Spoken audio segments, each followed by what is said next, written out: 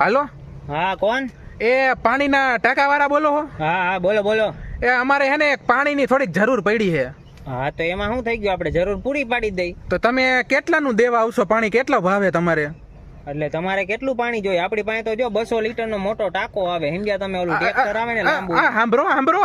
હા હા બોલો બોલો. મારા પાણીનો ટાંકો કે ટેન્કર નથી જોતું. તો મારો છોકરો નાવા ગયો હોય ને તો પાણી પતી ગયું હોય તો ખાલી 1 ડોલ પાણી જોઈએ.